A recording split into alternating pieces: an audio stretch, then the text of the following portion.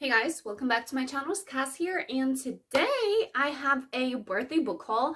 And I went over my channel and I saw one from, I want to say it was 2020, and it was just so like, I was like, oh, I didn't really ask for books this year, so let's see what happens. Also, I'm sorry for the lighting. I'm really just getting back into it. I haven't recorded in forever, so I'm going to show you what I got and what I bought at the same time.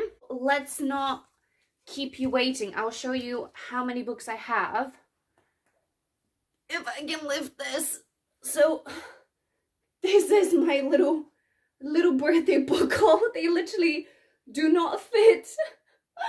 But yeah, let's go. One is And There He Kept Her. As you can see, she's very well loved. I bought it when I went to Cardiff and I went to the beach for my birthday, and I picked it up in Asda. It's a story about two kids. They're going steal pills from like this guy's house, and things go south. I am currently halfway through, and there is a perspective of like the captor and then a detective slash sheriff. So far so good. Another one is Written in Blood, and I want to say books by Beth. Anyway, that's the name. She recommended this one or mentioned it on her channel a while back. I think someone else mentioned that before. So I picked it up. It was in a charity shop. It was one day. I was just walking. I was like, oh my God, I thought about this. From what I remember, it's a serial killer story. A girl, a serial killer, and a detective. So it might be a triple point of view, which I don't necessarily know. Then I have three that are a non-fiction book. So the first one is Jordan Peterson's book 2 to the 12 Rules of Life. I haven't read the first one. I just started. So this is a book 2. Again, it was from, I want to say it was Tesco's, and it was like £5. I thought, at some point I want to read it. Then Speak Your Truth is a book that I've listened to before, and it's all about, I think she written it in lockdown. I think I got like 75% into the audiobook, but it was only £2, and I thought it would be a good reread at some point. Very empowering, really focuses on finding yourself and your voice, so speaking your truth. I really like the audiobook. Little slow pace, but at the same time great. And then Brianna Waste, I don't know how you pronounce her name, but this is the lady that wrote Mountain Is You, 101 Essay That Will Change Your Life. And This Is How You Heal is the next book. As you can see, I've already started. Love it. Great short chapters, and it really puts me in a good mood when I read it and makes me reflect on things. So that's why I got this one. Then we have The Ruins. Again, either Beth or Jordaline mentioned this one, and it's a from what I remember, it's like those guys, they go to like a Mexican ruins and they get stuck there, and I think it's guys, like the tribe that lives there hunts them or something like that. But it sounded great, so I got this one. But it kind of pisses me off when books are like smaller size. I don't know, let me know if you guys have a pet peeve like that too. Then we have Colleen Hoover, and I did pick up All Your Perfects and something else by her, but I've already read those, so I'm not going to include them here. So Hopeless and Losing Hope, which this one is about a girl. She meets a boy. I think I've read like first chapter, so she goes to school for the first time because she was homeschooled, and now something like that. And I think the other one supposedly is from the boy point of view. So that's all I know. Also, I'm checking if I'm still recording. Let me have a look. Those are the two. Then Unsub, again with those, and I know that this was Beth, but again, UK, what are you doing with those itty bitty books? Like, what am I going to do with this? They just don't match. So this one is like I say, I bought it because Beth recommended it, so I thought, well, I need to give it a go because she loved it. So we will see. Like I said, not big on detective point of view, but it's a female point of view, so maybe I will like that. Then Wildcard, Three Kings, something that I picked up literally 2 days ago, and it says, a new king comes to power. In an aftermath of World War II, the air pollution has devastated by alien virus. Those who survive were changed forever. Some, known as Jokers, were cursed with strange mutations. Other, granted superhuman abilities, are called Aces. Queen Margaret came to the throne in Britain after the death of her sister, but now lives on a deathbed. Summoning Joker Ace Alan Turing, she urges him to seek the true heir Elizabeth's lost son.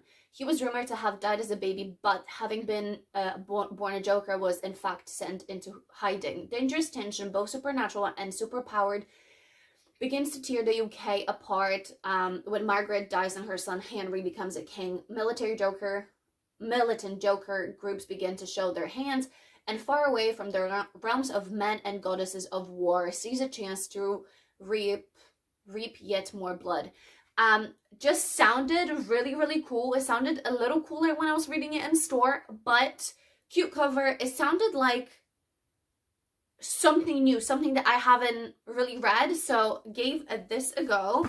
And then a lady, her name was Poppy from Waterstone in Cardiff, she recommended this for my book haul, and it says, welcome to Black Spring, a picturesque town with an ugly secret. A 17th century woman with sewn shut eyes and mouth walks in the street, enters homes, watches at people when they sleep. They call her Black Rock Witch. So accustomed to her presence, the town folk often forget what will happen if eyes ever open. To protect themselves, the Black Spring elders use the high-tech surveillance to quarantine the town. Frustrated with the lockdown, the town teenagers decide to break the rules and go viral with the hunting.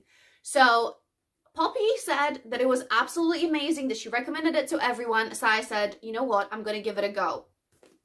Because I started to read Adam Neville's No One Gets Out Alive. Jordaline was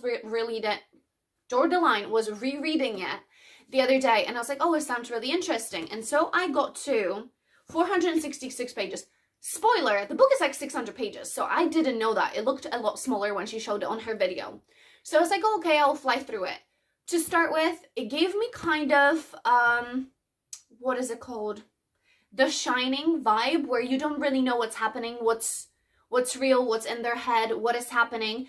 So not necessarily my favorite. It was definitely creepy and definitely scary if you were dropped in this kind of scenario. So we have this young girl who rents out a room that's like next to nothing, I think with like £40 a week in Birmingham. And turns out that there is some bullshit going on with this landlord who only wants women in the house, and she has nowhere else to go. Her stepmom is awful, like she has some mental health disorder.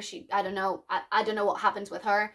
But basically we go through this entire journey of her, but there's also like sort of paranormal things happen, and I got to a part of like part 2 of the book and things are still happening, and I just don't know. I still have like 150 pages left, but I had to give myself a little break because I just lost interest. The first part I would give a like 3.5 stars. It was good, it was gripping, but it wasn't nothing special, okay? I don't know if it's me or if it was the book, so that's where I'm at.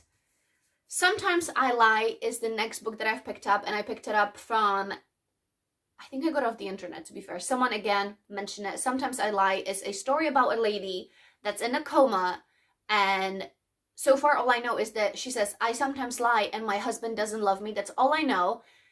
And it gave me like this, are we gonna get her point of view? Are we gonna see some revenge kind of in the marriage kind of thing? So I wanted to see, and it sounded interesting, kind of thrillery, and it seems like a quick read. So I picked that up. Then one of my best friends got me a Good Girl's Guide to Murder for my birthday, which was really sweet. I actually don't have it. I've looked at it so many times, but I just haven't picked it up. 5 years ago, a schoolgirl, Annie Bell, was murdered by Sal Sin.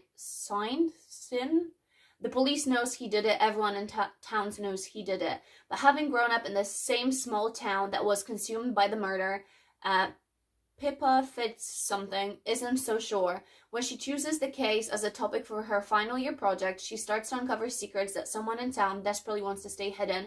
And if the real killer is still out there, how far will they go to keep Pip from the truth? And then there is two more books to it. So it seems like it's going to be a great quick read again. I don't know if my friend read it, but thank you so much for getting me this one. And then the last one, and can we just take a second for this freaking cover? Like, I mean, So those are, from what my sister said, I think it's a translated book. I don't know if it was Portuguese or Spanish before.